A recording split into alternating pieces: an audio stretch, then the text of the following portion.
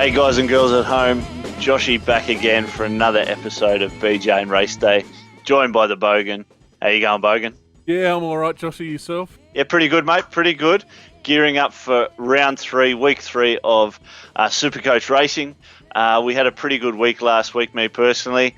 Scored 285, so lost a little bit of touch with the points leader overall, but did manage to move up in spots. So I think I'm sitting about 345th at the moment, and about 60 odd points behind the leader. So, mate, for a non-race goer, mate, you went all right last week?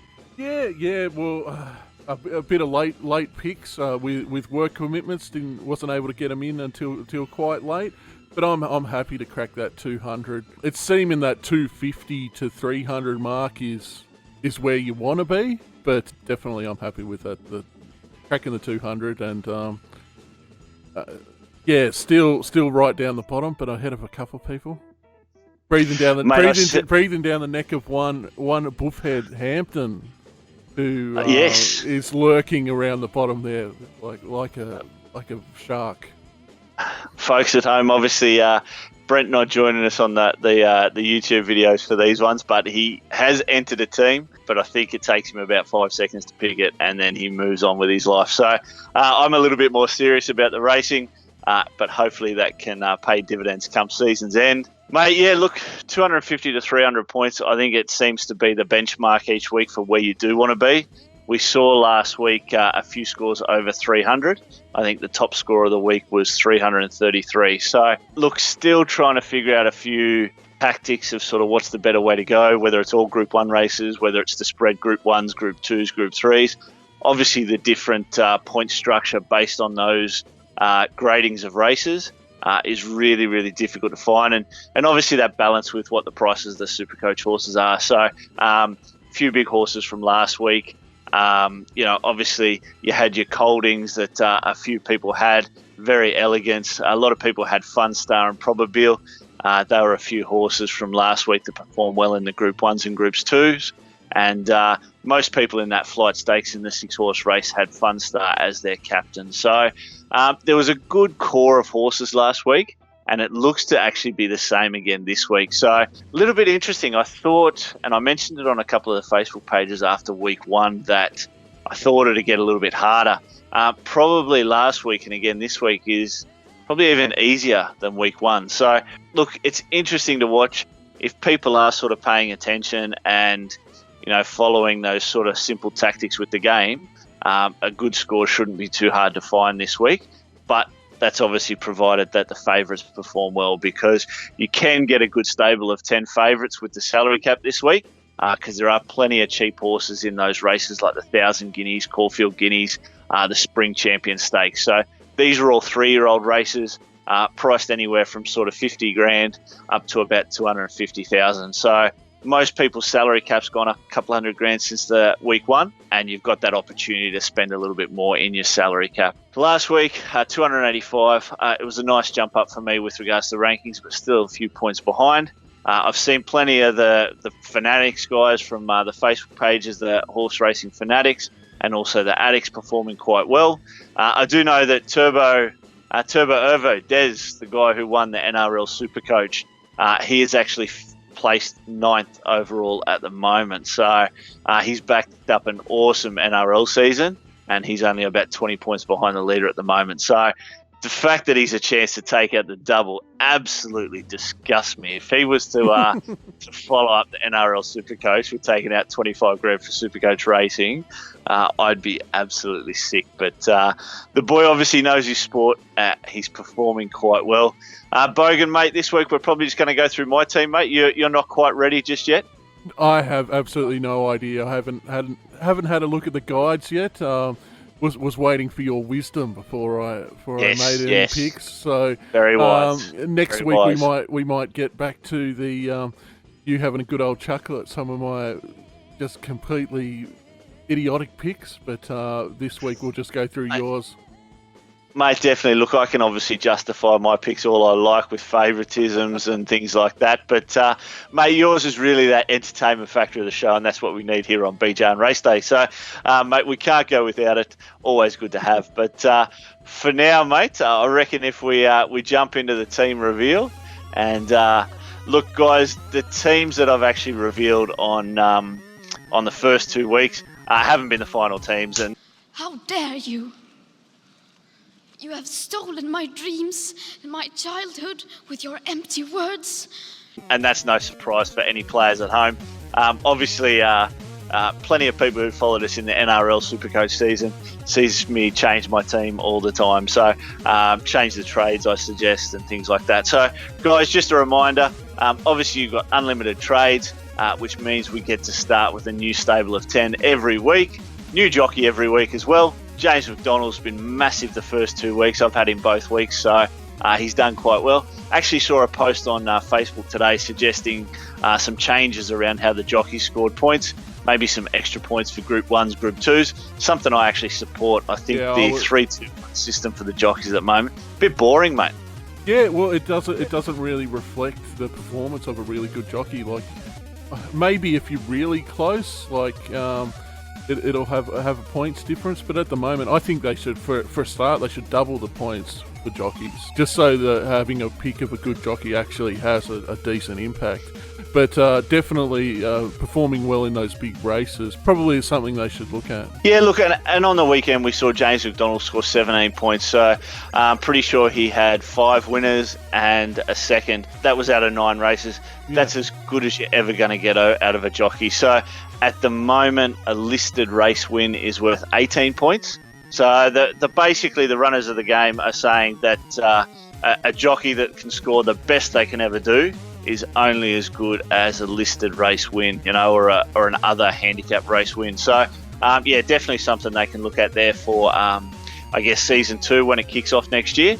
The other thing people are looking for, that's something that definitely needs to be taken into account. Is that it's the first season that they're running the competition, so obviously there's going to be some fine tuning that they do for next season. Yeah, look, obviously we did talk about Star Stable in the intro to BJ on Race Day and SuperCoach Racing. Now I'm going to have to look for another clip of those Swedish birds playing that video game.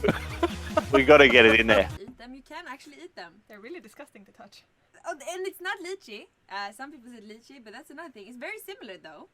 How do you open this? You see there's a little, there's like a little butt. A little butt on it. You take the butt and you... Ew! Oh, Ew! you see? Ew! Oh!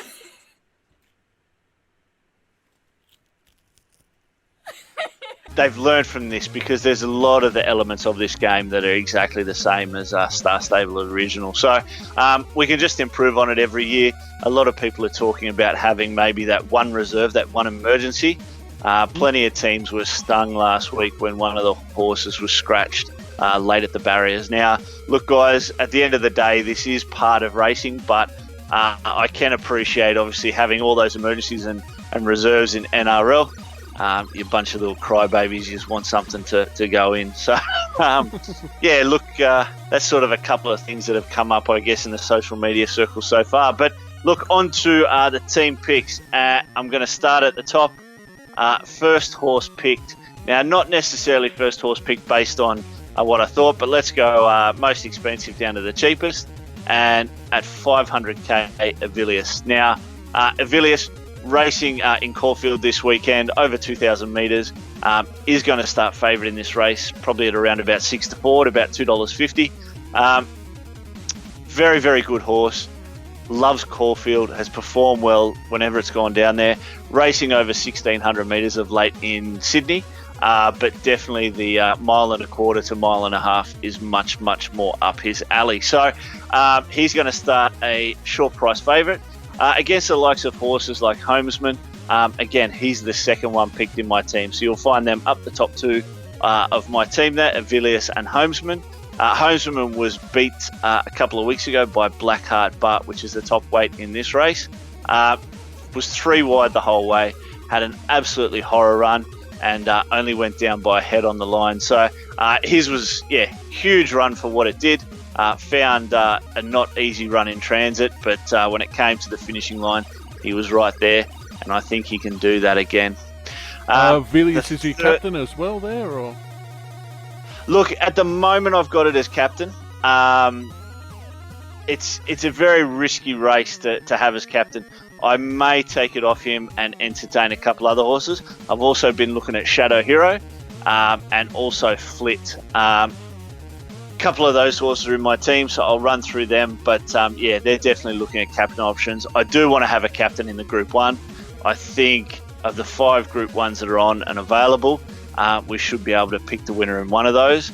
And I'm just hoping that we put the captain on the right one. Third horse added to my team is Microphone. Now, this is in a race up in Sydney called the Roman Consul Stakes. Actually got 2 horses in this race, Cosmic Force, which is the current favourite.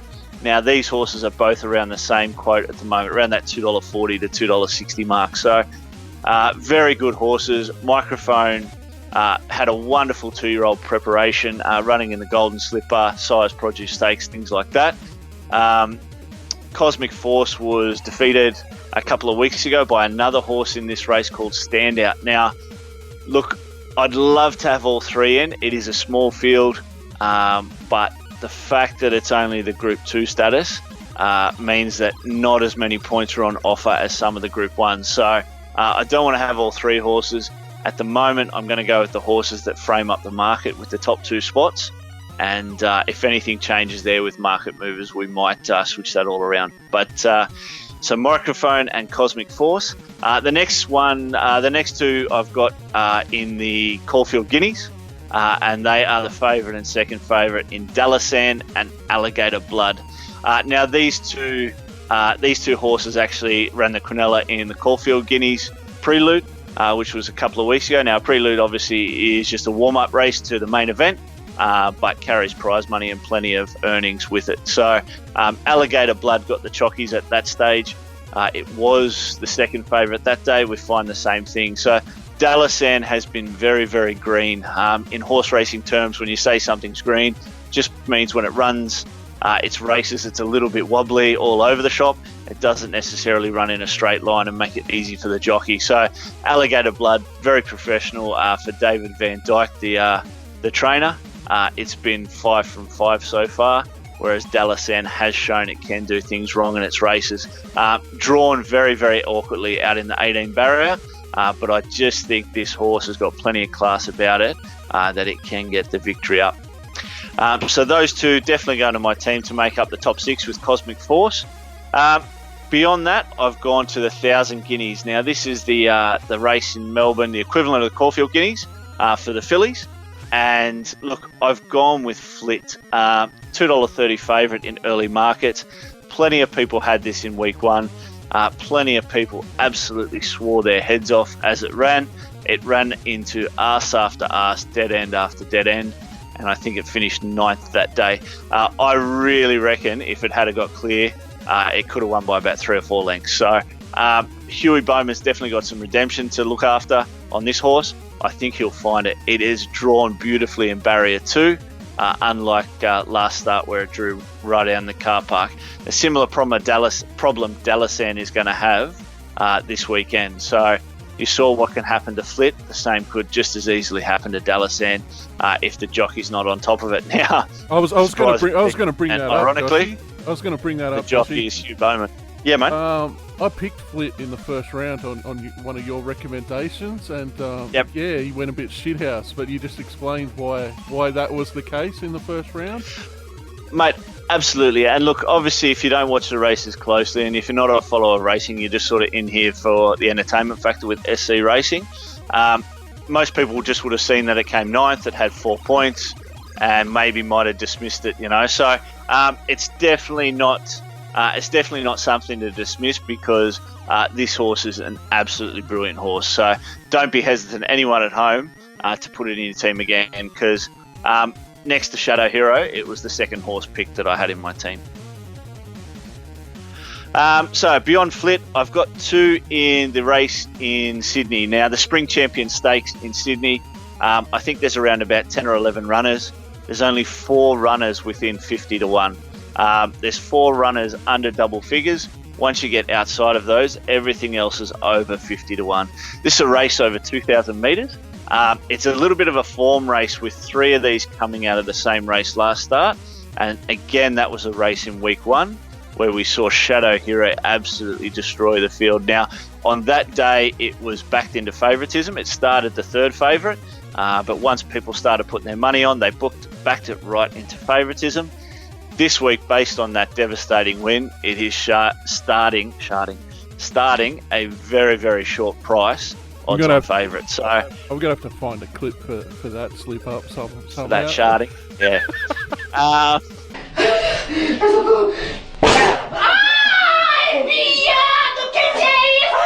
But yeah, so starting a very, very short price favourite. Castelvecchio was a horse that we mentioned again out of week 1. It ran in the Golden Rose, which was the other Group 1 race in week 1. Ran an ordinary 5th or 6th, I think, that week, I guess you could say. But as we said that week, it's crying out for 2,000 metres. It gets that this time, hopefully, form-wise, it is stacked up. I haven't got it in my team. I've actually gone for another horse in this race in Just Thinking. Now, this actually started the favourite in that race Shadow Hero 1. It drifted in the market, but it is trained by Gay Waterhouse. And the biggest thing I love about Gay Waterhouse is she finds the right times for horses, and we've spoken about grand finals and things like that for race horses. This horse could hit the front and just lead all the way. So it folded pretty badly in that 1,800 metre race. An extra 200 metres in this race doesn't really bode well for looking at form and things like that. But this is one that I'm going to have to take a risk on. So at the moment in the market, I think it's about $8. I could probably spend the money better elsewhere, but I really, really like this horse. And so from that race, I've got Just Thinking and I've got Shadow Hero. And the final of the 10 horses in my team is Bottega, which is the current favourite for the Stan Fox Stakes, Group 2 race up in Sydney, over 1,500 metres. This horse actually doesn't have that impressive form with regards to class coming in. It's run at a couple of provincial tracks in Newcastle and Hawkesbury. Now, generally when you see horses come from those tracks into the city, they won't start too short. They'll sort of be 10 or 15 to 1. This horse is around about $2.40. The times that it ran at those tracks and the sectionals were absolutely phenomenal. So it does come in with a lot of hype, this horse. Whether it handles that step up to city grade and other good horses around it, that's what we've got to wait and see. But it is priced at only $50,000. It will probably be the most popular horse of the week purely because of that factor. It's running in a Group 2. It's $50,000 and it's a 6-4 favourite. So plenty of people are going to be on this horse, and that rounds out my top 10. Now, jockey-wise, look, I don't have anything just yet. I've still got to do the jockey markets up for PointsBet with the quick sheets, so I will get those out. The quick sheets for PointsBet we've put out for Caulfield so far. We'll get Sydney out as well on Friday, so keep an eye out for that one, guys. The BJ Game Day or BJ Race Day League. Now, I'm not quite hit the front in this. I think a few of the lads are a little bit ahead of me. But we've got, I think, about sort of 25 or 30 runners in the league. Now, guys, at the start of the season, we weren't too sure what they were going to do. It's become pretty apparent there's not going to be any head-to-head or anything like that. It's simply just basically like having groups. As you can see there, guys, 34 stables involved. And the leader at the moment, Tiger for Life, Glenn. He's doing well, 555 points overall. So he'd probably be about 40 points behind overall. And as you can see there, currently ranked 81st. So well done to Glenn and plenty of other lads there. Psycho Circus, myself, sitting in 4th place for the league at the moment and 345th overall. So hoping, guys, I can improve on that this week. Anyone got any tips in that for obviously the fields and what to tip, what to pick? Feel free to pop in there because we'd love obviously that advice or anything like that. Anyone's got any inside information, Bogan could definitely use that, couldn't you, mate? Definitely. My Twitter will be in the description if people want to send me some tips before Saturday. That being said, at BJ on Game Day on the Twitter and BJ on Game Day on Facebook if you want to get on there and chat about your various tips or get some Definitely, tips. guys. Please do jump on the Facebook, guys. We're starting to get up in the likes. Look, we haven't really been too active on the social media other than YouTube. We're definitely new to this. We're more sort of used to playing the sports than rather sitting behind the camera and sitting behind the computer. So guys, we are going to smash through the Facebook pages of late. We want as many people to get as much information as possible. I did mention in the comments of last week's YouTube video, we will be expanding to a bunch of different sports this season. So going to go all out and try and sort of get a bit of a following and get plenty of people involved. The biggest thing, guys, is that sort of interaction with you guys, the viewers, the fans.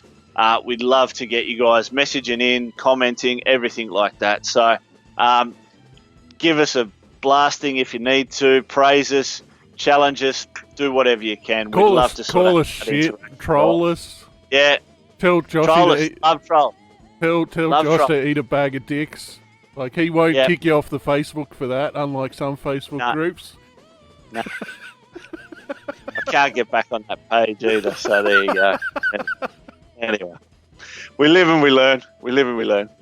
But, guys, look, that's it for this week. Pretty short and sweet. If you do want to jump on the league, the code's 733727.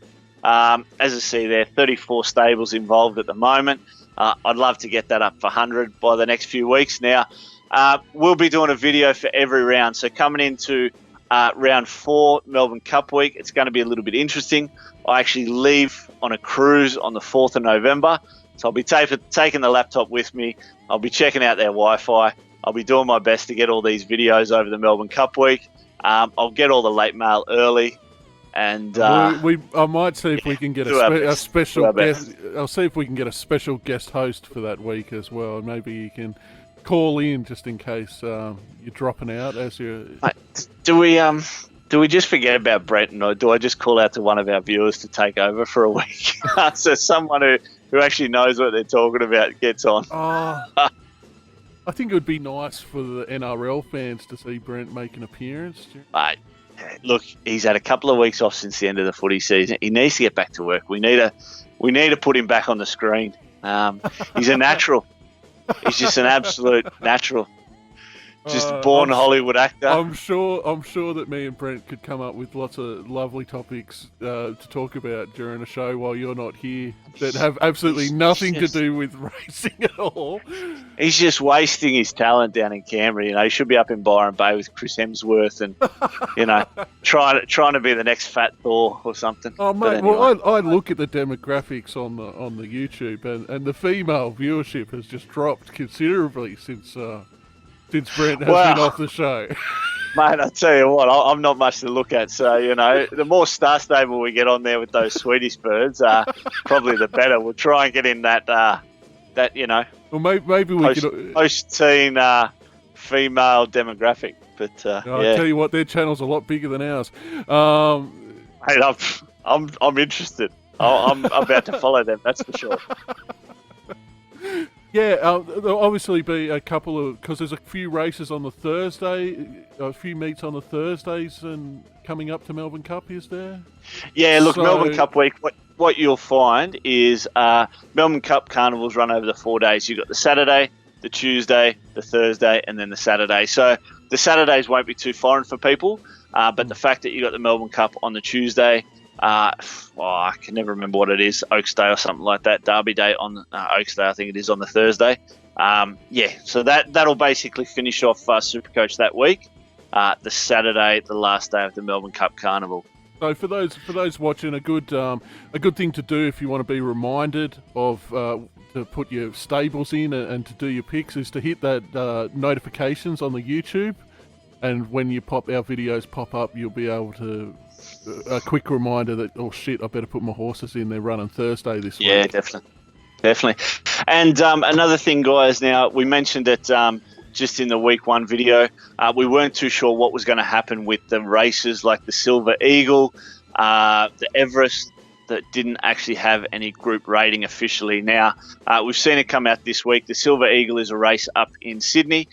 Doesn't have group status, but for the game of SuperCoach, they're treating it as a Group 2 race, just with the, I guess, the level of race. And the Everest will be treated as a Group 1 race. So as it should be. As it should be. Look, it's the richest race in Australia now, past the Melbourne Cup. Oh, by about $5 million. should be. It's not by a small amount either. No, So, they've definitely thrown plenty at it. But that's it, guys. Thanks for joining us for week 3. Give us a like, give us a subscribe, and the bell. Bogan, click the bell. We'll see you next week for round 4 of BJ and Race Day. Cheers, guys.